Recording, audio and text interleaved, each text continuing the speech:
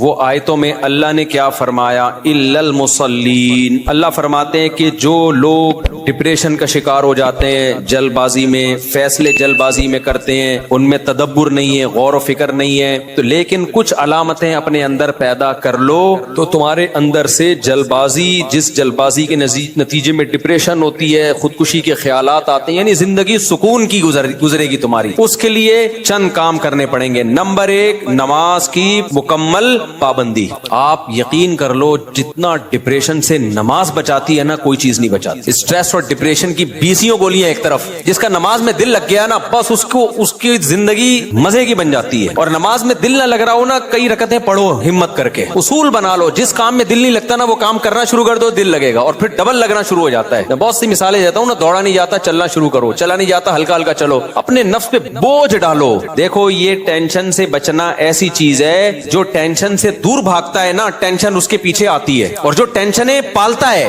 وہ ہمیشہ tension free زندگی گزارتا ہے۔ وہ ٹینشن ہے جو جائز ٹینشن ہے، جو صحت کے لیے مفید ٹینشن ہے، ان کی بات کر رہا ہوں میں۔ تو جو لوگ آپ نے دیکھا ہوگا محنتی ہوتے ہیں، سارا دن کام کاج میں مشغول رہتے ہیں، وہ خوش ہوتے ہیں، ہے یا نہیں؟ گھروں میں جو دو طرح کی خواتین ہوتی ہیں، ایک پھوڑ، نہ کام نہ کاج، کچن گندا پڑا ہوا ہے، واش روم پیمپر بچے کے اتارے یوں پھینک دیے۔ آپ دیکھنا ان خواتین کی طبیعت میں چڑچڑاپن بہت ہوتا ہے، جھنجھلانا، ذرا سے کوئی نصیحت کرو آگے سے جھنجھلا کے جواب ملے، ہر وقت ایسا لگتا ہے وہ توے پہ بیٹھی ہوئی ہے، خود بھی ٹینشن اور دوسرے کو بھی ٹینشن۔ لیکن آپ نے دیکھا گھروں میں جو خواتین بہت محنتی ہوتی ہیں، بچوں کی کیئر، شوہر کی مرضی کا خیال، گھر کو صاف ستھرا رکھنا ہر وقت، وہ خوش ہوتی ہیں۔ مردوں میں بھی ایسا ہی ہے، جتنے لڑکے آپ کے پوستی ہیں گھر کے اندر پڑے ہوئے کچھ نہیں کر رہے، ایسا لگے گا جیسے وہ توے پہ بیٹھے ہوئے ہیں۔ باپ کوئی نصیحت کرتا ہے ایک دم کیا ہو جاتے ہیں، وہ ہائپر ہو جاتے ہیں۔ آپ لوگوں نے خود بھی نوٹ کیا ہے نا یہ بات۔ وجہ کیا ہے کہ جو آدمی کام کاج کی ٹینشن نہیں لیتا نا، تو اللہ اس کو اسٹریس میں ڈال دیتے ہیں۔ جو محنت کے کام نہیں کرتا اسٹریس میں ڈال دیتے ہیں، اس کو ہر وقت ٹینشن ہے، چڑچڑاپن پیدا ہوتا ہے۔ اور جو محنتی ہوتے ہیں، صبح اٹھے ٹھک ٹھک ٹھک اپنے کام نمٹائے۔ میں اپنا بتا دوں، جس دن میں کوئی ٹاسک پوری کرتا ہوں کہ مجھے خیال ہوتا ہے آج میں نے یہ کام نمٹانا ہے، تو وہ نمٹا دیتا ہوں، خدا کی قسم ایسا سکون ملتا ہے نا کہ بیان نہیں کیا جا سکتا۔ آپ بھی کر کے دیکھ لو، آپ ایک اسکیجول بناؤ کہ آج دن میں نے یہ سارے کام کرنے ہیں اور مغرب تک میں ان کاموں سے فارغ ہو جاؤں گا۔ دیکھو آپ کام کرنے کے بعد جب فراغت ہوگی، آپ کو ایسا سکون ملے گا کہ آپ کو سکون کے لیے کسی ٹیبلٹ کی ضرورت نہیں رہے گی۔ تو آج کل ڈپریشن اور اسٹریس کی جو بیماریاں پھیل رہی ہیں، اس کی ایک بہت بڑی وجہ بیکاری۔ بس ہر آدمی چاہتا ہے میں لائف کو انجوائے کروں، یوں کر کے بیٹھا رہوں، انجوائے کروں، پھر ٹک ٹاک دیکھتا رہے گا اور گھماتا رہے گا، دیکھ یہ والا دیکھ لیا، یہ والا دیکھ لیا، ہوتے لاشعوری طور پر وہ آپ کے دماغ کو اندر سے ڈیمیج کر رہا ہے، آپ کو پتہ بھی نہیں ہوتا۔ اس میں سیاسی خبریں آ رہی ہیں، کوئی دوسرے کو گالی، وہ اس کو گالی، وہ فلانا ایسا، وہ ڈمکانا ایسا، کارٹون بنا کے سیاسی لیڈروں کے مذاق۔ آپ کو پتہ نہیں ہوتا کہ یہ چیز آہستہ آہستہ آپ کے دماغ کو کیا کر رہی ہے، ہلکا ہلکا ڈیمیج۔ تو نماز انسان کے نا کا شیڈول بنا دیتی ہے۔ ہم نے جتنے بڑے لوگوں کو دیکھا ہے، وہ کیا کر رہے ہوتے ہیں، وہ اپنے ٹائمنگ کیسے فکس کرتے ہیں۔ کافر کیسے کرتے ہیں، 8 بجے یہ کرنا ہے، 9 بجے یہ، 10 بجے یہ، شام 4 بجے یہ۔ نمازی کیا کرتا ہے، فجر کے بعد کی یہ روٹین، فجر سے پہلے کی یہ روٹین، ظہر کے بعد کی، بولو نا یار، یہ روٹین، عصر کے بعد کی یہ روٹین، عصر سے پہلے کی یہ روٹین، مغرب کے بعد کی۔ اور یہ جو نمازوں کے ٹائم ہے نا، کمال کی بات پتہ ہے کیا ہے، یہ نیچرل ہے، گھڑی نیچرل نہیں ہے۔ نہیں آئی بات، سورج جب نکلتا اور غروب ہوتا ہے نا، تو فطری طور پر انسان کی باڈی کے اندر تبدیلیاں آ رہی ہوتی ہیں، فطری طور پر۔ اسلام چونکہ دین فطرت ہے نا، تو اس نے اوقات بھی کیسے رکھے ہیں، نیچر کے حساب سے رکھے ہیں۔ تو نمازوں کے حساب سے اپنے آپ کو فٹ کرو گے، زیادہ سکون رہے گا، کیونکہ دن کی روشنی میں انسان کا مزاج الگ طریقے سے کام کر رہا ہوتا ہے، رات کے اندھیرے میں الگ طریقے سے ہوتا ہے۔ تو اللہ نے کیا فرمایا کہ الا المصلین الذین هم علی صلاتهم دائمون، یہ لوگ نمازوں میں پابندی کرتے ہیں۔ تو آج سے عزم کرو کسی قیمت پہ بھی نماز انشاءاللہ ضائع نہیں کریں گے۔ اور سب سے زیادہ سکون اللہ نے فجر کی نماز میں رکھا ہے۔ تھوڑی سی ٹینشن ہے بھائی، اٹھا لو، لیکن پڑھ کے جب سلام پھیرو گے نا، آپ کو لگے گا یار آج تو ہٹو بچوں ہو گیا۔ ہمارے ایک دوست تھے، نمازی تھے لیکن اڑاتے بھی بہت تھے نماز، ہے نا۔ اب وہ بہت پرانی بات ہے، 15-20 سال پرانی بات، بالکل ینگ تھے، تو نائٹ فال بھی ہو جاتا ہے جوان آدمی کو۔ ایک دن کیا ہوا، میں نے ان کو بولا بھائی آپ کو سفر میں، حضر میں، کہیں بھی ہونا، آپ نے غسل کر کے نماز پڑھنی۔ وہ جاب کرتے تھے کسی کمپنی میں، انہوں نے کہا یار ادھر میں رات کو سوؤں اور نائٹ فال ہو جائے، کون غسل کرے گا، کیا ہے بھائی، بڑی ٹینشن ہے یار۔ میں نے کہا یہ عزم کر لو، کچھ بھی ہو آپ نے غسل کر کے نماز بولو پڑھنی، کچھ بھی ہو جائے۔ پانی کا انتظام کیسے کرنا یہ آپ کا ہیڈک ہے، کرنا ہے۔ تو اللہ انہیں جزائے خیر دے، انہوں نے ہماری وصیت پر عمل کیا۔ ایک دن پھر انہوں نے بتا بتایا کہ سردیاں تھیں, غسل فرض ہو گیا, صبح پریشان ہوں کہاں سے پانی لے کر آیا, کہیں جنگل منگل میں ہو گیا, کوئی پروجیکٹ ہوتا ہے نا, پانی لایا اور پھر کس طریقے سے میں نے بڑی ٹینشن میں سردی میں غسل کیا. کہتے ہیں خدا کی قسم اس کے بعد جو نماز پڑھی ہے, ان کے الفاظ ہیں, اتنا لطف اور اتنا مزہ آیا کہ اب میں آگے کہہ رہا ہوں ہٹو بچوں ہو گیا. یہ ہٹو بچوں ان کے نہیں تھے, یہ میرے الفاظ. اتنا مزہ آیا. تو انسان ٹینشن اٹھا کے جو کام کرتا ہے, لطف اور مزہ بولو اسی میں ہے. چھٹی والے دن جب مزہ آتا ہے جب ورکنگ ڈیز کے بعد چھٹی آئے. روزانہ ہی اگر چھٹیاں ہوں تو مزہ آئے گا. ابے دیکھو سنڈے کو لوگوں کی چھٹی ہوتی ہے, ہم لوگ مدرسے میں تو جمعے کو ہوتی ہے. سنڈے کی چھٹی کا مزہ جب ہے جب منڈے کی چھٹی نہ ہو, اور ٹیوزڈے کی بھی نہ ہو, وینسڈے کی بھی نہ ہو, تھرسڈے کی بھی نہ ہو, فرائیڈے کی بھی نہ ہو, تب جا کے سنڈے کی چھٹی کا مزہ آتا ہے. لیکن اگر ہر دن سنڈے ہے تو پھر کوئی بھی دن سنڈے نہیں ہے. نہیں آئی نا, یہی تو مسئلہ ہے. تو کچھ کرنے کے بعد جب چھٹی ہوتی ہے تو مزہ ہوتا ہے. چھٹی چل رہی ہے پاگل ہو جائے گا آدمی. ہمیں یاد ہے پورے سال میں نا مدرسے میں ہماری 2 مہینے کی چھٹیاں ہوتی تھی, اب بھی 2 مہینے کی ہوتی ہیں, لیکن طالب علمی کے دور میں تو بہت ٹف لائف تھی ہماری. پورا ہفتہ مدرسے میں رہنا پڑتا تھا ہمیں. ہم لوگ جمعرات کو عصر کی نماز کے بعد نکلتے تھے, چھٹی ہوتی تھی جمعرات. عصر کے بعد 1.5 سے 2 گھنٹے میں گھر پہنچے, رات ہو گئی, 1 ہفتے بعد پہنچے, اور اگلے دن عصر ہم نے مدرسے میں پڑھنی ہوتی تھی. تو چند گھنٹے کی چھٹی. یہ روٹین جب پورے سال ہوگی تو جب 2 مہینے کی چھٹیاں آنے والی ہوں گی تو خوشی سے کیا عالم ہوگا, کیا عالم ہوگا نا خوشی سے. تو ایسی خوشی ہوتی تھی یار, ابھی 2 مہینے تک بالکل ہی ویلے ہونے والے ہم. اتنی خوشی ہوتی تھی کہ 1 مہینہ پہلے سے خوشی میں نیند اڑ جاتی تھی کہ چھٹی آنے والی. لیکن اس روٹین کے بعد, لیکن اگر یہ روٹین کے بعد وہ 2 مہینے کی چھٹی نہ آتی بلکہ چھٹی کے بعد چھٹی آتی تو سوائے اسٹریس اور ڈپریشن کے کچھ بھی حاصل بولو نہیں ہوتا. یہ میں پوری تقریر آپ کو سمجھانے کے لیے کر رہا ہوں کہ اپنے آپ کو پریشانیوں میں یعنی ورک کی ٹینشن میں, کاموں کی ٹینشنوں میں ڈالو گے تو سکون ملے گا, اور اگر صرف سکون کی خاطر فارغ رہنا سیکھو گے تو سکون نہیں ملے گا. سکون ہمیشہ کام کے لوگوں کو ملتا ہے, خوش رہتے ہیں, بھاگتے دوڑتے لوگ ہمیشہ خوش رہتے ہیں. اور جو پڑے ہوئے ادھر گٹر کے ڈھکن پہ بیٹھ گئے, گپے مارنا شروع کر دی جیسے کراچی کے لونڈے لپاڑے کرتے ہیں, یہی ہو رہا ہے. بیٹھے تو اٹھ ہی نہیں رہے, نہ نماز کے ٹائم پہ اٹھ کے جا رہے ہیں, کچھ بھی نہیں, بیٹھے آپ کیا کر رہے ہیں, پان سے ایک پیک نکال کے ادھر پھینکی, پھر اٹھ کے گھر گیا, وہاں تھوڑی سی ابا سے صلواتیں سنی, سو رہا ہے تو پھر ٹک ٹاک پہ لگ گیا, لگے پوری رات گزر گئی, پھر اپنی مرضی سے سو گیا, پھر اٹھ گیا, پھر جب سوتے سوتے تھک گیا تو اٹھ گیا, تھک گیا تو کیا ہو گیا, اٹھ گیا. اب کیا کریں, وہی کریں جو کل کیا تھا, دوبارہ سے اسی ڈھکن پہ جا کے بیٹھو. ہو سکتا ہے 2-4 بے وقوف ابھی بھی وہیں بیٹھے ہوئے ہو, پھر دوبارہ ڈھکن پہ جا کے. گٹر کے ڈھکن تو جو چوری ہونے سے بچ گئے ہیں نا, وہ یہی والے ڈھکن ہیں جن پہ لوگ آ کے بیٹھتے ہیں, باقی تو سارے چوری ہو گئے. اب حضرت مفتی تقی عثمانی صاحب کی عمر ماشاءاللہ کافی ہو گئی ہے, لیکن صحت عمر کے لحاظ سے بہت اچھی, حالانکہ اتنی بزی اور اتنی ٹف لائف گزاری ہے انہوں نے. 8 گھنٹے مطالعہ کا معمول رہا ہے ایک دور میں, لیکن ہم جب بھی حضرت سے ملتے ہیں حضرت خوش طبع ہیں. تو حضرت بہت خوش مزاج ہیں, حالانکہ اتنا مصروف آدمی تو دیکھنے میں لگتا ہے خوش مزاج ہو ہی نہیں سکتا. جتنے میں نے دیکھے نا مصروف, میرے شیخ حضرت مفتی رشید احمد صاحب بہت بزی رہتے تھے. حضرت تو اتنے بزی تھے, حضرت فرماتے تھے کہ اپنی زندگی کا شیڈول ایسا بنانا چاہیے کہ ایک بوتل میں پانی بھرا ہوا ہے, بوتل میں کیا ہے, پانی بھرا, اور ڈھکن لگا دیا آپ نے. اب اس میں ایک قطرہ پانی جب جائے گا جب پرانا ایک قطرہ نکلے گا. بات سمجھ میں آ رہی ہے, ایک قطرے کی بھی جگہ نہیں ہے. ایک قطرہ جب اس میں جائے گا جب ایک قطرہ پہلے سے اس میں نکالا جائے گا. تو فرمایا اگر یہ قطرہ زیادہ قیمتی ہے تو پرانے قطرے کو نکالو, اس قطرے کو ڈالو. یہ قطرہ پرانے قطرے سے زیادہ قیمتی نہیں ہے تو اسی کو رہنے دو, لیکن ہوگا ریپلیس ہی ہوگا, نیا آئے گا پرانا نکلے گا. فرماتے تھے کہ اپنے زندگی, اپنے جو 24 گھنٹے کے اوقات کو اس طرح سے بوتل میں پانی کی طرح بھر دو کہ اب آپ کوئی اگر کام کرنا چاہتے ہو تو پرانا کوئی کام ڈسٹرب ہوگا تو پھر نیا کام ہوگا. نہیں آئی بات میرا خیال. جیسے ابھی جو روٹین چل رہی ہے نا پبلک کی, وہی کیا چل رہی ہے, کوئی بھی نیا کام کرنا چاہیں تو کر سکتے ہیں کیونکہ پرانا کوئی کام کوئی کر ہی نہیں رہے. 10 کام مزید شروع کر سکتے ہیں کیونکہ فارغ ہی فارغ ہیں. جبکہ ہمارے حضرت کا کیا تھا کہ حضرت نے اگر کوئی نیا کام کرنا ہے نا, کوئی بھی, جیسے کسی کتاب کا مطالعہ کرنا ہے تو پہلے سے جو کام ہو رہا ہے نا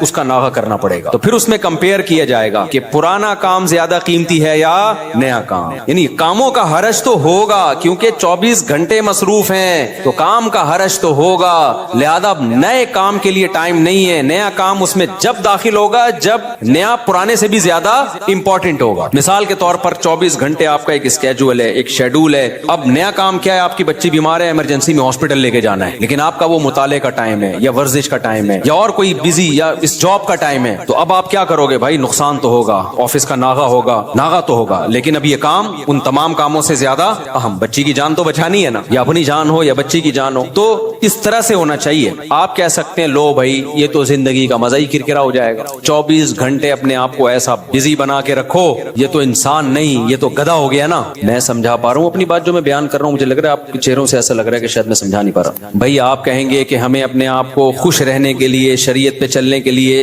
24 گھنٹے ہمیں اپنے آپ کو کیا رکھنا ہے, بزی رکھنا ہے, تو یہ تو انسان نہیں, یہ کیا ہو گیا بھائی, گدھا. تو گٹر کا ڈھکن کہاں گیا اس میں, زندگی کا مزہ ہی کرکرے ہو گئے. تو دیکھو 24 گھنٹے بزی رکھنے کا مطلب یہ نہیں ہے کہ مطالعے میں, پڑھائی میں اور ہر وقت ایسے کاموں میں جس سے تھکاوٹ ہی ہو, بلکہ اس میں تفریح بھی, وہ بھی ضروری کاموں میں داخل ہے. دوستوں سے کبھی کبھار بیٹھ کے گپ شپ بھی ان ضروری کاموں میں, کیونکہ دماغ کو فریش رکھنے کے لیے ضروری ہے کہ کبھی کبھار گٹر کے ڈھکن پہ جا کے بیٹھا کرے, تھوڑا ابے تبے کے ماحول میں دوست احباب سے بات چیت کر لیا کرے, تھوڑا سا ریلیکس رہے گا اور سوسائٹی میں ان رہے گا. کیونکہ جو بالکل سوسائٹی سے کٹ کے بالکل ہی پپو بن جاتے ہیں نا, وہ دنیا میں کسی کام کے نہیں رہتے, وہ کسی کام کے نہیں رہتے دنیا میں. لیکن اس کا ایک ٹائم ہو. میں اپنے دوستوں میں ایسے لوگوں کو جانتا ہوں, ہمارے ساتھ گپ شپ تھی ان کی گپ شپ بھی ٹائم سے ہوتی تھی. اس وقت وہ ہم آج وہ بہت بڑے عہدوں پہ پہنچے ہوئے ہیں. بھی چند دن پہلے ایک کا فون بھی آیا کہ آپ وہی طارق مسعود ہو جو ہمارے ساتھ کھیلا کرتے تھے, گپ شپ تھی. میں نے کہا آج کل کیا وہ بہت بڑا آفیسر بن چکا ہے, وہ نام نہیں بتاؤں گا میں, بہت بڑی فلم بن گیا بھائی وہ. لیکن اس کی روٹین کیا تھی مجھے یاد ہے. اس کی روٹین یہ تھی کہ بیٹھے ہیں نا دوست احباب تھڑے پر, ہاں چل رہا ہے, ٹائم دیکھا یار 1 گھنٹہ ہو گیا بس, یا آدھا گھنٹہ ہو گیا, کہتے میرا اسٹڈی ٹائم شروع ہو گیا. اتنے نیک بچے کراچی میں پائے نہیں جاتے, لیکن وہ تھا. یہ بات کر رہا ہوں جب ہم 16-17 سال کے تھے, اس وقت گپے مار رہے ہیں. ایسے بھی نہیں ہے کہ گپ شپ ہی نہ ہو دوستوں کے ساتھ, یہ بھی نہیں ہے. اور یہ بھی نہیں ہے کہ بیٹھے ہیں تو بیٹھے ہی ہیں, نا. اس نے ٹائم ایک بنایا ہوا تھا, گھر کا ماحول ایسا تھا نا, تو اب آ کے بیٹھے ابھی گپ شپ شروع کر دیا, اور بھائی ہاں ہی باتیں, کرکٹ ہم ساتھ کھیلا کرتے تھے, کرکٹ کی باتیں چل رہی ہیں, گپ شپ ہو رہی ہے. یار میرا اسٹڈی ٹائم شروع ہو رہا ہے, میں جا رہا ہوں. ہم کہتے تھے یار عجیب انسان ہے بھائی, اتنا نیک آدمی. تو یہ ہے کہ یہ نہیں کہ آپ نے دوستوں کی محفلیں بالکل چھوڑ دی, گپ شپ بالکل چھوڑ دی, کھیل کود بالکل چھوڑ دیا, لیکن اس کو بھی اپنے شیڈول کا حصہ بنانا ہے, اس کو بھی جتنا ٹائم بنتا ہے اتنا دینا ہے. اب ہو یہ رہا ہے کہ کوئی پلاننگ نہیں ہے, کوئی روٹین نہیں ہے, تو ہم اپنی زندگی اپنی مرضی سے نہیں چلا رہے, ہمیں کوئی اور چلا رہا ہے. اور پتہ ہے کون ہے, اس کو پیار سے شیطان کہا جاتا ہے. ہمیں کون چلا رہا ہے, شیطان بتاتا ہے اب اڑ جا, کیونکہ سو کے اب تو تھک گیا ہے, تو ہم کہتے ہیں چلو بھائی اب اڑ جاتے ہیں. شیطان بتاتا ہے کہ دوبارہ سو جا. اتوار کو لوگ کیا کرتے ہیں چھٹی والے دن, 12 بجے سو کے اٹھیں گے, اس کے بعد حلوہ پوری, وہ نہیں رش ہوتا, اتنا بھاری بھرکم ناشتہ کریں گے کہ آدھے گھنٹے بعد دوبارہ سے غنودگی شروع. لہذا دوبارہ شیطان کیا کہتا ہے, اب دوبارہ کیا بنتا ہے, سونا بنتا ہے. دوبارہ سو گئے, سارا دن سوئے, ساری رات سوئے. تو میرے بھائی خوش رہنا چاہتے ہو نا, تو اپنی روٹین بناؤ اور روٹین کو اپنے تابع رکھو, نہ یہ کہ آپ شیطان کے تابع بن جاؤ. بار بار میں ایک مثال دیتا ہوں, گھوڑے کی لگام اگر آپ کے ہاتھ میں ہوگی تو گھوڑا آپ کی مرضی سے سفر کرے گا. ابھی ہو یہ رہا ہے کہ ہم نے اپنی لگام گھوڑے کے ہاتھ میں پکڑا دی ہے, گھوڑا ہمیں بتاتا ہے کہ تو نے کدھر جانا ہے. بڑے لوگوں کی ایک بڑی زبردست بات ہے کہ اگر آپ کی زندگی گزارنے کی اپنی کوئی پلاننگ نہیں ہوگی تو آپ کسی دوسرے کی پلاننگ کا حصہ بن جاؤ. دیکھو یہ چرسی ہیروئنچی ہے نا, ان کی اپنی کوئی پلاننگ نہیں ہوتی زندگی گزارنے کی, یہ ہوتی ہے.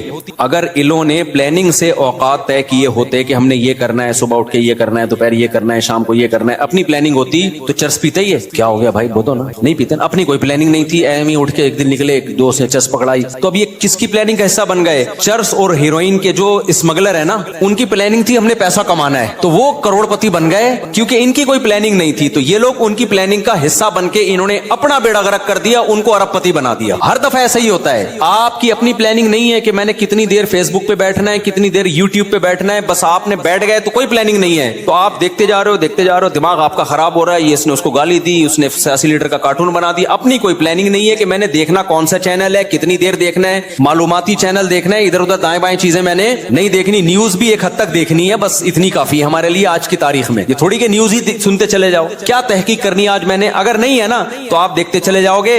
اور جو یوٹیوبرز یا فیس بکیے یا ٹک ٹاکرز ہیں, ان کی پلاننگ تھی کہ ہم نے ویوز بڑھا کے پیسہ کمانا ہے, تو آپ جیسے بے وقوف ان کی پلاننگ کا حصہ, آپ کا نقصان, اور وہ کروڑ پتی بن رہے ہیں. نہیں آئی بات, میرا خیال ہے. دیکھو یوٹیوبرز ویورز کے لیے کیا کرتے ہیں, فلانے مولوی نے, مفتی طارق مسعود نے آج انجینئر کے परखचे उड़ाती है, हालांकि मैंने कहीं नहीं ऐसे उड़ाए होते। वो एकदम वो लगाएगा ना एक वो थंबनेल पे, अबे तुम्हें क्या करना है परखचे उड़ाए के नहीं उड़ाए। तुम्हें किसी मसले की तहकीक करनी है, किसी खास मसले की, तो तुम उस मसले को देखो। यार मुफ्ती तारिक मसूद ने इस मसले तलाक के मसले की तहकीक करनी है या और कोई मसला, यार इस पे मैं सर्च कर रहा हूँ, मुझे जरूरत है, या ये कारोबार हलाल है या नहीं है, मैं ड्रॉप शिपिंग करता हूँ, अब ड्रॉप शिपिंग है हलाल, चलो मुफ्ती तारिक मसूद ड्रॉप शिपिंग लिख के सर्च करो। ये आपकी प्लानिंग होगी, इसमें आपको फायदा होगा। लेकिन हो क्या रहा है, यूट्यूबर अट्रैक्ट करने के लिए थंबनेल पे उन्वान लगाएगा, मुफ्ती तारिक मसूद दोबारा जेहलम। कल ऐसे ही हुआ, मेरे सामने आता है, मैं नहीं देखता कि यार मैं, हालांकि मैं देख सकता हूं ना कि क्या कहा है भाई इसने। कल एक मेरे सामने से वीडियो गुजरी, उस पे लिखा मुफ्ती तारिक मसूद दोबारा जेहलम पहुंच गए। मैं कराची में बैठ के देख रहा हूँ, मेरा भी दिल चाह रहा था ना मैं क्लिक करूं, क्या ख्याल है यार मेरे बारे में झूठ क्यों बोला, क्या बोला, लेकिन मैं नहीं किया क्लिक। मैंने कहा वो बेवकूफ है, हम थोड़ी बेवकूफ है भाई,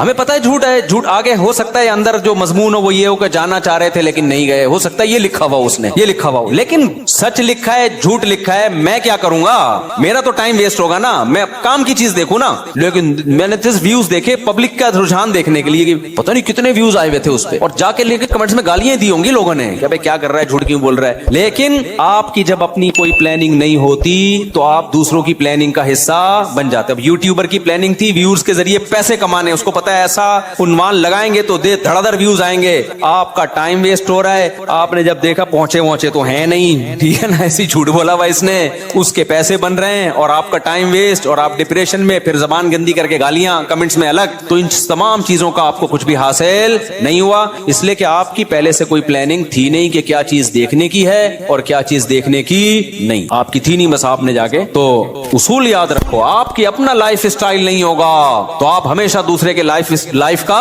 हिस्सा बन जाओ, उसकी तरक्की का हिस्सा बन जाओगे। क्योंकि देखो शैतान हर वक्त प्लानिंग में लगा हुआ है, या तो होता ना शैतान भी प्लानिंग ना कर रहा होता, हम भी प्लानिंग ना करते, तो ना हमें कोई नुकसान होता, ना शैतान को कोई फायदा होता, ना हमें फायदा होता ना नुकसान होता। लेकिन हो ये रहा है कि हम अगर प्लानिंग नहीं करते तो हमारी प्लानिंग कौन कर देता है, शैतान। उसने बना के बैठा होता है, फारिग तरीन आदमी है तो इसको अब इस काम में लगाओ, ठीक है ना। तो ये बहुत अहम बात है।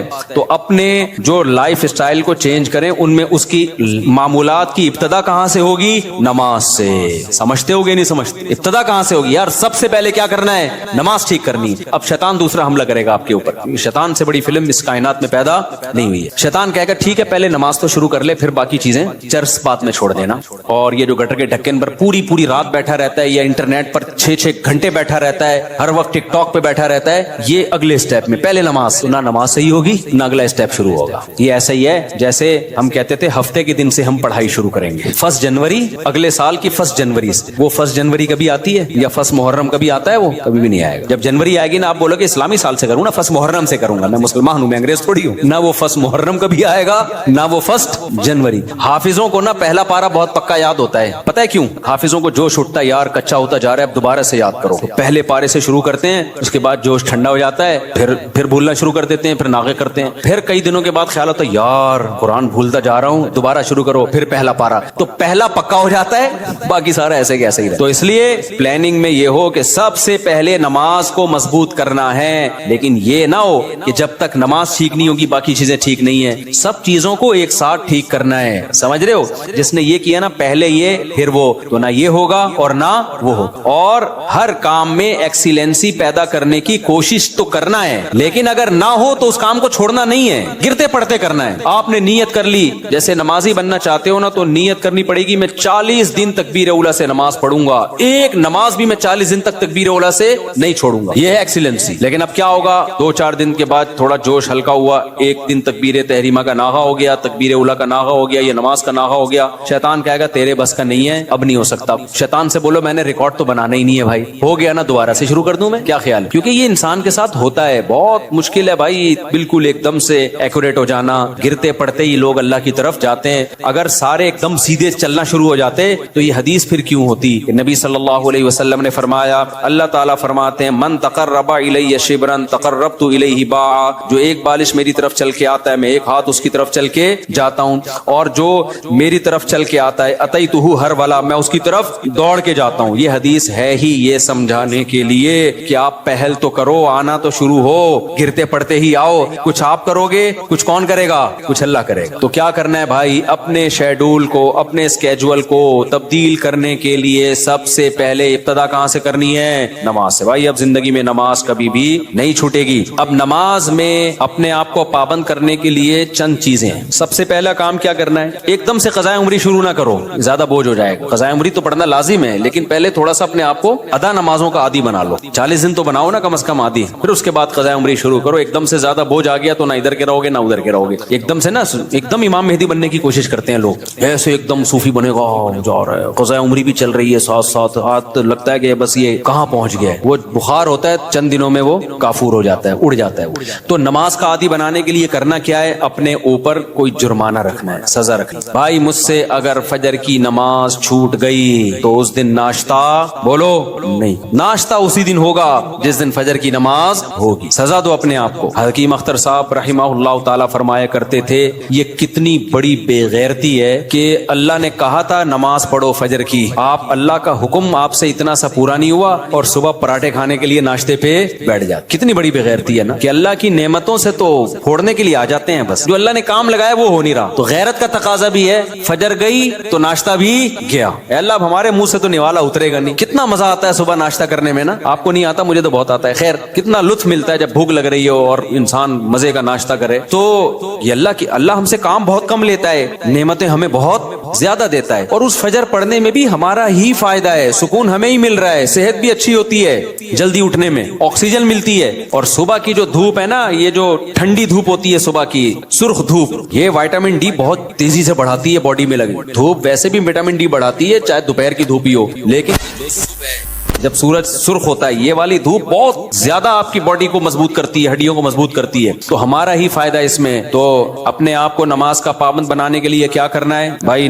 फजर छूट गई नाश्ता गया, जोहर छूट गई तो कुछ पैसे रख लो। हर आदमी अपने हिसाब से पैसे रखे कि इतने पैसे में। अब मैं ये नहीं कहूंगा कि जोहर छूट गई तो लंच भी गया, क्योंकि सजा इतनी दे इंसान जितनी एफोर्ड कर पाए, वरना होगा ये कि आप ना सजा पे अमल करोगे ना नमाज। बहुत ज्यादा सजा देना भी ठीक नहीं है। अब मिसाल के तौर पर आपने कहा कि फजर गई तो मैं अपनी गर्दन ही उड़ा दूंगा, तो कौन उड़ाएगा भाई। खाम खब वो बात करो ना जो पॉसिबल है। या फजर हो गई तो अपने आप को सिगरेट, फजर गई तो सिगरेट से जलाऊंगा अपने आप को, तो सजा इतनी जो एफोर्ड। या फजर गई तो 10 लाख रुपए सदका करूंगा, ऐसा नहीं होता ना। 10 लाख सदका करेगा भाई, इतना नेक होता तो पढ़ी ना लेता। तो सजा इतनी होनी चाहिए जो इतनी हल्की भी ना हो कि कोई तकलीफ ही ना हो, और इतनी भारी भी ना हो कि सजा ही ना दी जा सके। वो हर आदमी खुद फैसला करे अपने बारे में। तो और नबी सल्लल्लाहु अलैहि वसल्लम ने इरशाद फरमाया, देखो इस्लाम में जितनी फजीलत नमाज की है, किसी हुक्म की इतनी फजीलत नहीं है। आप सल्लल्लाहु अलैहि वसल्लम ने फरमाया, देखो क़यामत के दिन जब अल्लाह का दरबार लगेगा, हम दुनिया में जब कोई बड़ी मजलिस होती है तो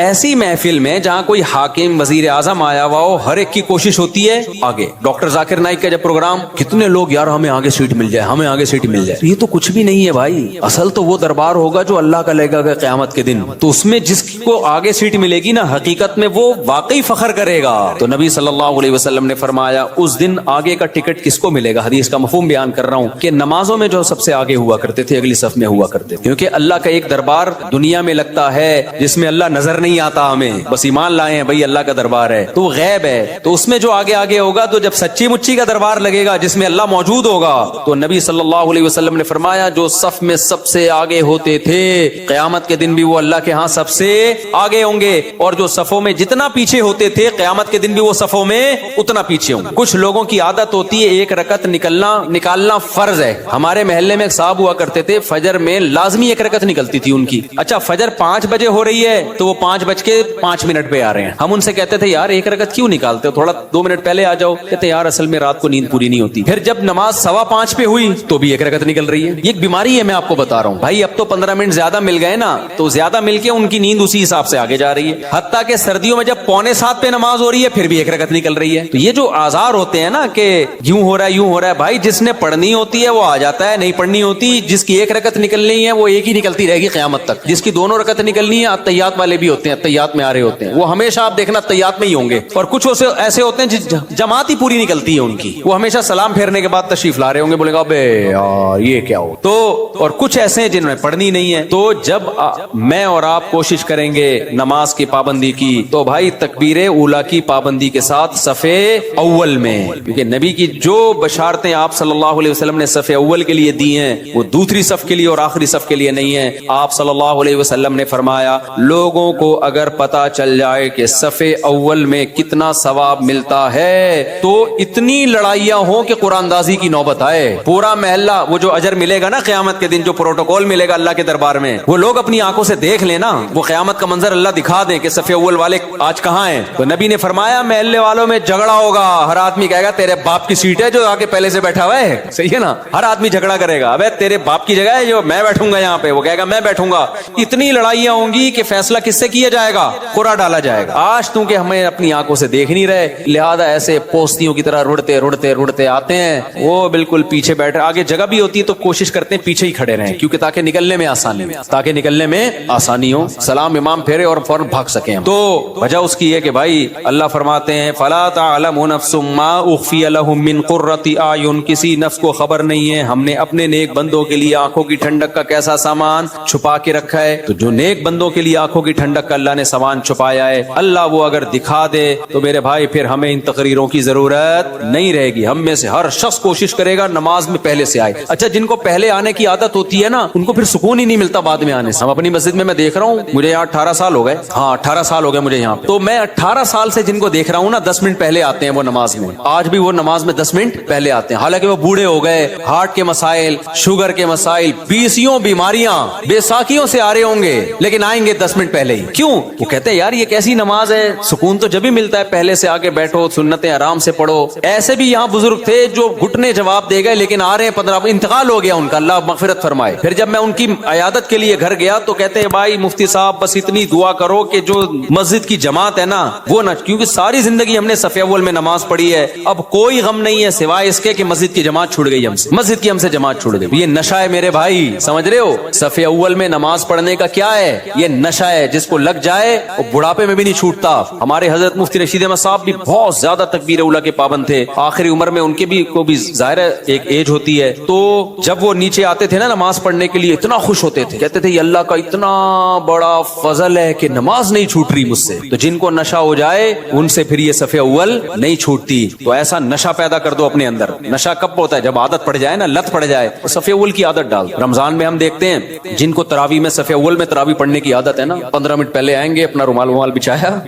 بیٹھ گئے وہاں، کیوں؟ کہتے ہیں یار مزہ ہی نہیں ہے پیچھے کھڑے ہو کے نماز پڑھنے کا۔ اور یہ لوگ زیادہ سکون سے نماز پڑھ لیتے ہیں، اور جو کنفیوز ہوتے ہیں آج پڑھنی ہے کہ نہیں پڑھنی، تو وہ آئے گا پہلے بیٹھے گا، پیچھے وضو میں بیٹھا رہے گا، نلکا کھول کے ہاتھ صاف کرتا رہے گا ایسے، پھر کوئی باتیں کرے گا، پھر پیچھے ٹیک لگا کے بیٹھ جائے گا، چلو 2-4 رکعتیں نکل جائیں کیا ہیں، پھر ایک آدھ رکعت میں رکوع میں جب امام جائے گا تو شامل ہو جائے گا، تو اس سے آپ کا دل ہی نہیں لگے گا نماز میں۔ تو کام وہی اچھا ہوتا ہے جو پابندی کے ساتھ اور مکمل فوکس بنا کے کیا جائے۔ نبی صلی اللہ علیہ وسلم نے ہر چیز میں احسان کا حکم دیا، پتہ ہے آپ کو احسان پتہ ہے کسے کہتے ہیں؟ ایکسیلنسی۔ جو کام کرو خاندانی طریقے سے کرو۔ ہم جو بھی کام کرتے ہیں پتہ ہی نہیں چل رہا ہوتا کہ کرنا چاہتا بھی ہے کہ نہیں چاہتا، وہ شادی والی بات ہے، نہیں کرو بھائی دوسری شادی، کرنا ہے تو پھر کرو خاندانی طریقے سے، پھر ایسی کی تیسی۔ کل بھی ایک کیس آیا نا، اصل میں کیس ہی یہی آ رہے ہیں آج کل، کیا کریں، کیس آیا کہ وہ شادی کر لی ہے، اب اس پہ دباؤ ڈال رہے ہیں طلاق دے دو طلاق دے دو، اور وہ لڑکی والے اس کے سر پہ دوسری کو دے دو۔ تو میں نے کہا کرنا ہی نہیں تھا جب دم نہیں تھا، جب کر لیا تو بولا جاؤ تمہاری ایسی۔ اب میں نے کہا اگر ڈر گیا نا، کنفیوز ہو گیا یار دوسری کو چھوڑوں نہیں چھوڑوں، میں نے کہا اس سے ڈپریشن میں جائے گا۔ کام تو کر لیا، اب بول بھائی میرے ٹکڑے کر دو، مجھے بم سے اڑا دو۔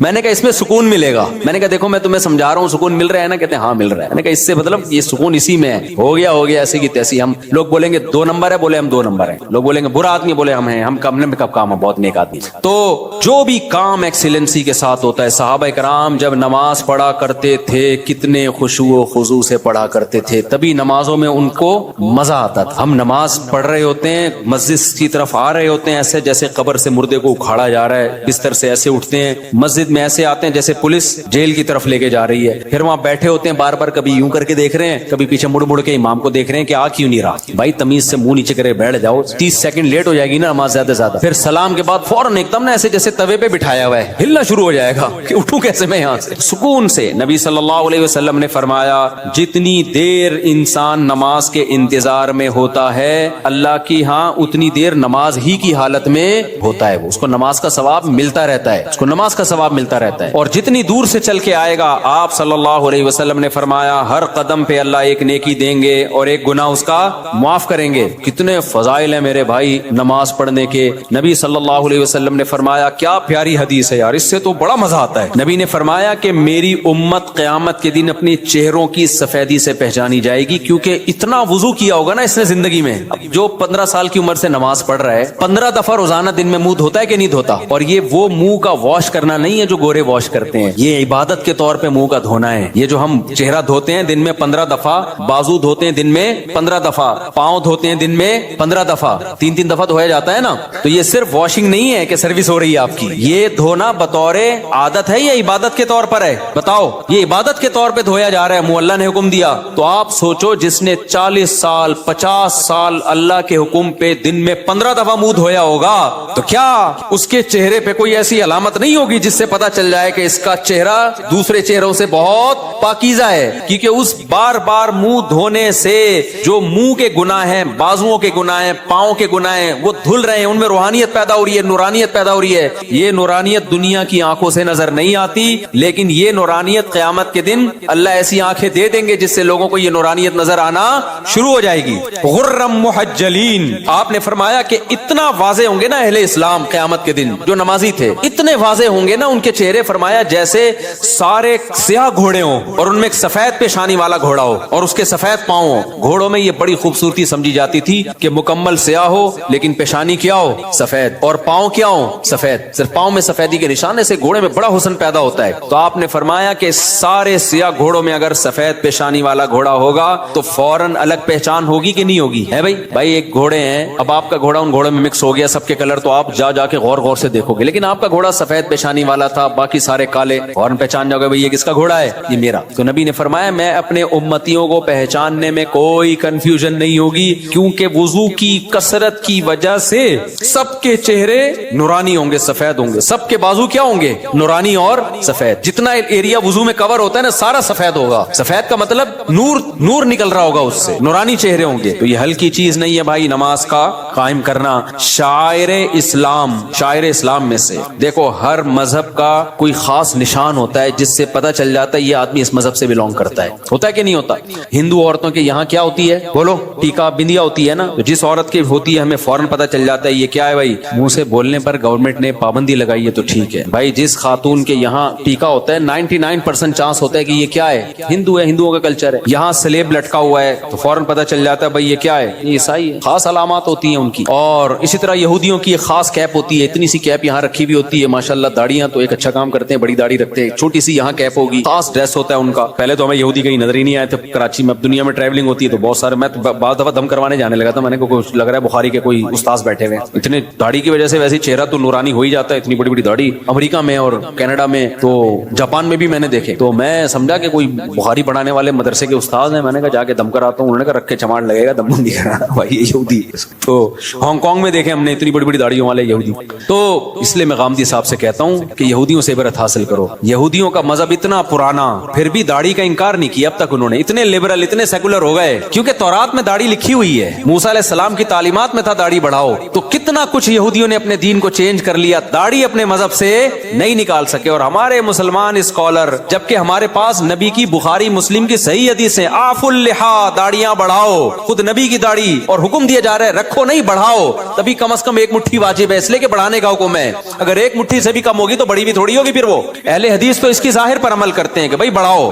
اچھا, اس میں لوگ اہل حدیثوں کا مذاق اڑاتے ہیں, اتنی بڑی بڑی داڑیاں. میں کہ تم مذاق مت اڑاؤ. وجہ اس کی یہ کہ بہرحال وہ کس کا سہارا لے رہے ہیں, حدیث کا سہارا لے رہے ہیں. آف اللحا, کیونکہ کسی صحیح حدیث میں ہمیں داڑھی چھوٹی کرنے کا حکم نہیں ملتا. تو اس لیے اب کسی کا مذاق اڑانا اس بیس پہ کہ وہ بڑی داڑیاں رکھ رہے ہیں اور یہ غلط ہے بھائی. وہ اس میں سہارا کس کا لے رہے ہیں, نبی کی حدیث کا. آف اللحا, چھوڑ دو اپنے حال پہ. ہم عبداللہ بن عمر کے قول سے استدلال کرتے ہیں, ان کے عمل سے, کہ وہ ایک مٹھی سے زیادہ کاٹ دیا کرتے تھے اور صحابہ نے کسی پر ان پر اعتراض نہیں کیا. تو یہ گنجائش ہے. تو لیکن نص تو ہے نا بہرحال ان کے پاس, اس میں مذاق نہیں بنتا کہ آپ مذاق اڑانا شروع کر دیں یا کسی کی نیت پہ شک کرنا شروع کر دیں. بہرحال اسلام میں حکم داڑھی کاٹنے کا نہیں ہے, کس کا ہے, بڑھانے کا. تو حامدی صاحب نے کیا انکار کر دیا کہ ایکچولی کلچر تھا. بھائی کلچر تھا تو نبی آرڈر کیوں دے رہے ہیں؟ نبی ان کا کلچر تو عربوں کا کھجور کھانا بھی تھا, تو آپ نے کھجور کھانے کے آرڈر دیے ہیں. کہ عربوں کا کلچر تھا لنگی پہننے کا, آپ نے کہیں لنگی کا آرڈر دیا ہمیں؟ عربوں کا کلچر تھا گدھے کی سواری کا, تو آپ نے آرڈر دیا ہمیں گدھے کی سواری کرو. بھائی بطور مذہب اور بطور دین کے داڑھی بڑھانے کا آپ نے حکم دیا ہے, کیونکہ آپ نے فرمایا 10 چیزیں پیغمبروں کی فطرت ہیں. تو فطرت کی مخالفت تغییر خلق اللہ کہلاتی ہے. ان میں داڑھی بڑھانا, مونچھیں گھٹانا, بغلوں کے بال صاف کرنا. تو کیا بغلوں کے بال بال صاف کرنا آپشنل ہے کیا؟ کرو نہ کرو آپ کی مرضی. نا نا نا نا, کاٹنے پڑیں گے آپ کو. ناخن کاٹنا, یہ سب ایک ہی حدیث کا حصہ ہیں. تو جیسے ناخن کاٹنا واجب ہے, آپشنل نہیں ہے, بغلوں کے بال صاف کرنا اس حدیث کی روشنی میں واجب ہے, آپشنل نہیں ہے. بول دو نا, مجھے شک ہونے لگتا ہے کہ بڑھائی بھی ہوں گی. زیر ناف بال صاف کرنا واجب ہے, آپشنل نہیں ہے. تو اسی حدیث میں بھائی داڑھی بڑھانے کا حکم دیا جا رہا ہے, تو وہ کیسے آپشنل ہو گیا؟ اس کا کلچر, نبی کلچر بیان کرنے کے لیے تھوڑی آئے ہیں. نبی کیا بیان کرنے کے لیے آئے ہیں؟ حدیث, اللہ کا حکم بیان کرنے کے لیے آئے ہیں. تو جب تک اس کے خلاف کوئی دلیل نہ ہو, اس کو اللہ کا آرڈر اور اللہ کا حکم ہی سمجھا جائے گا. یہودیوں نے اپنے مذہب سے داڑھی نہیں نکالی, تو یہ مذہب کا آرڈر. سکھوں سے عبرت حاصل کرو. جب میں کینیڈا کے ایئرپورٹ پہ اترا ہوں, مجھے اتنی بڑی بڑی داڑھیوں والے سردار نظر آئے. حالانکہ ایئرپورٹ پہ وہ جاب کر رہے ہیں, کوئی مینیجر ہے, کوئی پائلٹ ہے, داڑھی سب نے رکھی. 99 جو میرا تجزیہ غلط بھی ہو سکتا ہے, کیونکہ ہو سکتا ہے جنہوں نے داڑھی کاٹی ہوئی مجھے پتہ ہی نہ چل رہا ہو کہ یہ سکھ ہے یا کچھ اور, انہوں نے رکھی ہوئی ہے. وہ اپنے مذہب کو نہیں چھوڑتے. شرم سے ڈوب مرنے کا مقام ہے میرے بھائی, پھر ہم لوگ کے لیے کیا خیال ہے؟ اور غامدی صاحب نے تو انکار ہی کر دیا. ہمارے تو پیغمبر دیکھو, یوسف علیہ السلام سے زیادہ کوئی خوبصورت تھا, لیکن آپ کی بھی کیا تھی؟ داڑھی. اور جمال میں سب سے زیادہ جمال اللہ نے, حسن الگ چیز ہے, جمال الگ چیز. حسن میں سب سے بڑا درجہ یوسف علیہ السلام کا, لیکن جمال جو حسن کے سے اوپر کی چیز ہے, وہ جمال سب سے زیادہ اس کائنات میں نبی صلی اللہ علیہ وسلم کو اللہ نے دیا ہے. یہ حدیث سے ثابت ہے. لیکن آپ صلی اللہ علیہ وسلم کی بھی داڑھی تھی. اس لیے میں غامدی صاحب اور ان کے فالوور سے کہتا ہوں کہ آپ سے نہیں رکھی جا رہی, آپ توبہ استغفار کر لو, لیکن انکار مت کرو بھائی. آپ تحریف دین جو ہے یہ زیادہ بڑا جرم ہے, تو اور ہمت کر کے رکھ لو. کیا جا رہا ہے یار؟ خیر, تو کہاں سے کہاں بات چلی گئی, کیا بات کر رہا تھا میں؟ ہاں, میں کہہ رہا تھا اسلام کے شعائر ہوتے ہیں نا, جیسے ہندوؤں کا ایک خاص شعار ہے, سکھوں کا ایک خاص شعار ہے, داڑھی ہوتی ہے, پگڑی ہوتی ہے, یہ ان کا شعار ہے. عیسائیوں کا سلیب ہے. تو مسلمانوں کا شعار کیا ہے؟ مسلمانوں کا شعار کوئی خاص لباس نہیں ہے. شاعر اسلام میں سب سے بڑی چیز ہے نماز, کہ 5 ٹائم مسلمان مسجد میں حاضری دیتا ہے. یہ دنیا میں کوئی مذہب اپنے عبادت گاہوں میں 5 ٹائم حاضری دیتا ہے؟ ہندو ہفتے میں 1 بار. باقی انہوں نے چھوٹے چھوٹے بھگوان گھر میں ہی رکھے ہوئے ہیں, صحیح ہے نا, وہ ان کی روزانہ عبادت کریں, صبح شام کریں, یہ ان کا ہیڈک ہے. لیکن واحد ایک اسلام مذہب ہے جو آپ کو عبادت خانے میں کتنی دفعہ بلاتا ہے؟ 5 بار. تو مسلمان اپنی روٹین میں 5 ٹائم, تو یہ 5 ٹائم ایسی چیز ہے عبادت جو چھپنے والی نہیں ہے. آپ کسی غیر مسلم کے ساتھ رہو گے, اس کو 1-2 دن میں پتا چل جائے گا بھائی ان کے تو 5 ٹائم اوقات ہیں, تو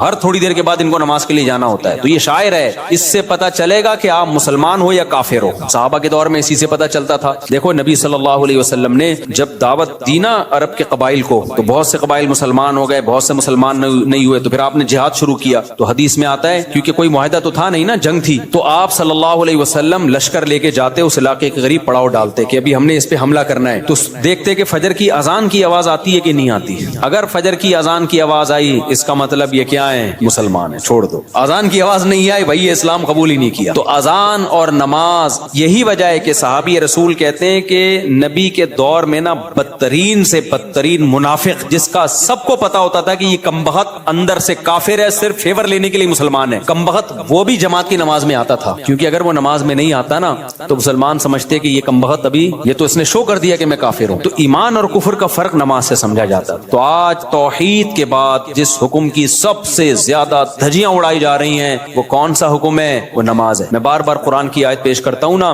کہ اگر نماز چھوڑنے کی تھوڑی سی بھی گنجائش ہوتی, دفتری کاموں کی وجہ سے, کل پیپر ہے آپ کا, یا سردی میں اٹھا نہیں جا رہا, یا آپ کو دل نہیں چاہ رہا, یا بیمار ہیں, تھوڑی سی بھی گنجائش ہوتی, تو سب سے بڑا عذر کیا تھا؟ میدان جنگ میں لڑائی. میدان جنگ میں جب کسی دشمن سے جنگ ہو رہی ہو, اس سے زیادہ ٹینشن والا کوئی حالت نہیں ہوتی. اس میں نماز چھوڑنے کی اجازت نہیں دی ہے بھائی. تو اب کیا رہ گیا؟ تو آپ کو اس لیے اجازت دے دی جائے فجر کی, آپ کی آج رخصتی ہوئی ہے. دولہا فجر میں اکثر کیا ہوتا ہے؟ شارٹ. کہتا ہے اتنے عرصے منتیں ماننے کے بعد میری شادی ہوئی ہے, تو فجر کیوں پڑھوں, میں پاگل ہوں کیا؟ وہ یہ سمجھ رہا ہوتا ہے. اور جو محلے کے لوگ ہوتے ہیں نا, جو آپ کے دوست, وہ کسی کو دیکھیں نہ دیکھیں, دولہا کو سب چیک کر رہے ہوتے ہیں آج فجر میں آیا کہ نہیں آیا. بڑے ہوشیار ہیں. دولہا کو سب کیا کر رہے ہوتے ہیں؟ چیک کر رہے ہوتے ہیں. ایک بندے کی, ہمارے دوست کی شادی ہوئی, وہ کبھی بھی فجر میں نہیں آتا تھا, شادی ہوئی تو پہنچ گیا, اور آدھا گھنٹہ پہلے سے آ کے بیٹھا ہوا ہے. میں نے کہا یار تم تو ویسے نظر کبھی نہیں آئے, نماز پڑھتا تھا لیکن جماعت نکل جاتی تھی, نماز پڑھتا تھا مگر جماعت نکل جاتی. میں نے کہا یا تو پورے سال پڑھ رہے ہوتے, اس سال اس رات کو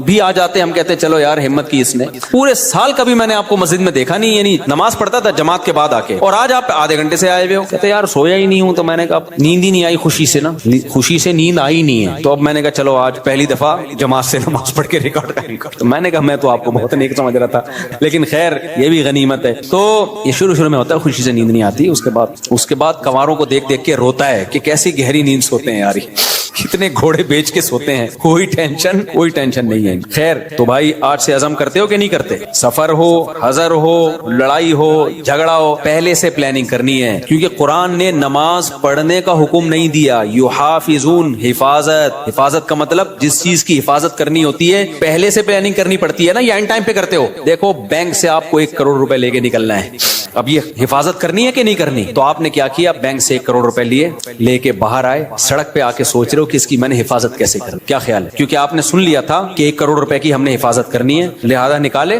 باہر نکلے اور ابھی شاپر میں پڑے ہوئے، اب آپ کہہ رہے ہو یار میں حفاظت اس کی کرنی ہے، میں نے پلاننگ کرنی ہے۔ ہو جائے گی حفاظت، کیونکہ ڈاکو پہلے سے پلاننگ کر چکا ہو۔ یہ کچھ بے وقوف ایسے ہوتے ہیں جو پیسے لے کے نکلتے ہیں، نکلنے کے بعد سوچ رہے ہوتے ہیں ان کو کہاں رکھنا ہے ہم نے، تو ایسے لوگوں کی حماقت سے ڈاکو فائدہ اٹھاتے ہیں۔ تو آپ نے جب حفاظت کرنی ہوتی ہے تو پلاننگ پہلے سے، یار 1 کروڑ کا چیک ہے، کیش لے کے نکلنا ہے میں نے، تو پہلے سے سوچو کہاں سے نکلوں، کن کو ساتھ لے کے جاؤں، کون سا شاپر ہوگا، بلیک کلر کا شاپر ہوگا، اور اس شاپر میں جوتے ہوں گے، اور جوتے کے اوپر ٹوپیاں ہوں گی، اور مسواکیں ہوں گی، اور خود بھی دھوتی بنیان، تاکہ دیکھنے میں لگے کہ یہ بھیک مانگنے گیا تھا بینک میں، دھکے دے کے نکال دیا گیا اس کو۔ ہمارے ایک دوست ہیں دبئی میں، ارب پتی تاجر ہے نا، وہ ڈائمنڈ کا بڑا بزنس ہے، وہ لوگ ڈائمنڈ لے کر آتے ہیں افریقہ سے، افریقہ میں ڈائمنڈ نکلتا ہے نا، وہاں بڑی لڑائی ہے، اتنے سے ڈائمنڈ کروڑوں روپے کا ہوتا ہے۔ میں نے کہا لاتے کیسے ہو؟ کہتے ہیں بھائی بڑی محنت کرنی پڑتی، ہم جاتے ہیں، حالانکہ اتنا بڑا تاجر ہے وہ دبئی میں، اس کی بہت میں نے جا کے دیکھا اس کا بزنس، تو کہتے ہیں ہم ایسے جاتے ہیں افریقہ کے جہاں پر یہ ڈائمنڈ نکلتا ہے نا، ہم دھوتی پہنتے ہیں، اوپر پھٹا ہوا بنیان،